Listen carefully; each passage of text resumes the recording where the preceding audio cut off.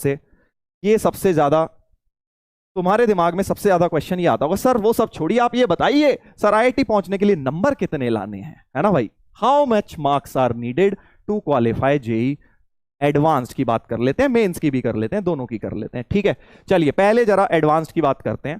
पहले एडवांस की बात करते हैं कि भैया आईआईटी में पहुंचने के लिए एडवांस में कितने नंबर चाहिए। चलो चलो ये जल्दी से बताओ, तुम्हें क्या लगता है, चैट पे बताओ कि आईआईटी में एडमिशन पाना है, अगर मान लो आईआईटी दिल्ली जाना है, आईआईटी बॉम्बे जाना है, तो कितने परसेंट मार्क्स चाहिए, कितने परसेंट मार्क्स चाहिए। यार तुम एब्सोल्यूट में कोई 10 लिख रहा है, कोई 15 लिख रहा है, कोई 12 लिख रहा है, अबे परसेंटेज में बताओ भाई, परसेंटेज, परसेंटेज ऑफ मार्क्स।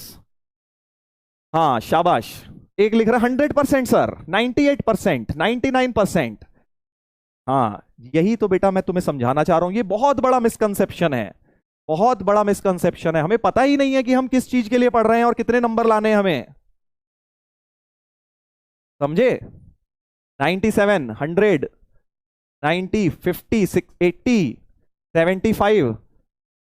अच्छा 75 मोस्टली कॉमन आंसर आ रहा है, 75 से लेके 90 ये कॉमन आंसर है, 75 से 90। क्यों? क्योंकि तुम लोगों की गलती नहीं है बेटा इसमें, तुम लोग 10वीं तक तो ऐसे ही पेपर देते हो ना, 90 से कम आए बोर्ड्स में सीबीएसई में तो लगता है अरे यार बेकार हो गया, ठीक ठाक हुआ, 80 85 ठीक ठाक हुआ, 90 से कम तो डांट पड़ती है भाई, क्यों कट गए तेरे 4 नंबर, कैसे कट गए तेरे 5 कैसे कट गए। घर में तो यही डांट होती है ना भाई, 30 नंबर का एग्जाम दिया 25 क्यों आए भाई तेरे, 5 नंबर कहां गए भाई। पापा डांटते हैं कि भाई 5 नंबर कैसे कट गए तुम्हारे, तो फुल में से फुल आने चाहिए थे। पेरेंट्स भी जो सुन रहे हैं वो इस बात को समझें, जेई के एग्जाम में कितने परसेंट मार्क्स चाहिए होते हैं, हम कई बार हमें पता ही नहीं है, हम एम कर रहे हैं 100%, 90% और वो आते नहीं है, फिर हम परेशान होते हैं, अरे यार ये क्या हो रहा है, 10th में तो हम इतने लाते थे, 11th में तो सर ये हो गया। सर आप ही बता दीजिए, हाँ मैं भी बता देता हूं। चलो ऐसे करते हैं, ऐसे करते हैं, एक काम करो, ये गैस करो कि मेरी जो रैंक आई है 289, इसमें मेरे कितने परसेंट मार्क्स आए होंगे। चलो क्वेश्चन चेंज कर देते हैं कि अगर आपको अंडर 300 रैंक लानी है तो उसमें कितने परसेंट मार्क्स लाने होंगे जेई एडवांस में। चलो ऐसे करते हैं, क्वेश्चन चेंज कर देते हैं। गॉड नोज, तो बेटा वही तो बात है, आज तक हम जिस चीज के लिए प्रिपेयर कर रहे हैं हमें यही नहीं पता उसमें मार्क्स कितने लाने हैं, है नहीं। एक अजीब सा क्वेश्चन, और कोई इसके बारे में सोचता ही नहीं है ज्यादा, कोई बच्चे ज्यादा इस बारे में पूछते ही नहीं। कभी बच्चे ये नहीं पूछते कि सर आईआईटी में मुझे एडमिशन लेना, कितने परसेंट मार्क्स लाने हैं, एग्जाम कैसे करना है, कितने मार्क्स लाने हैं मुझे ये बताइए।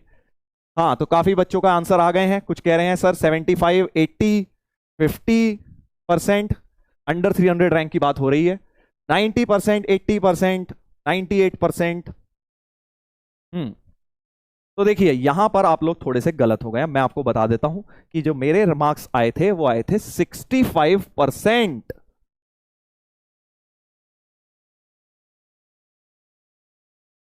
65% मार्क्स में मेरी AIR 289 आई थी एडवांस्ड के अंदर। सर ये तो बहुत पहले आई थी सर, आजकल भी इतने में आ जाती है, ठीक है। अगर आपके 60 से 65% बन गए हैं तो भैया तुम्हारी अंडर 500 रैंक कंफर्म है।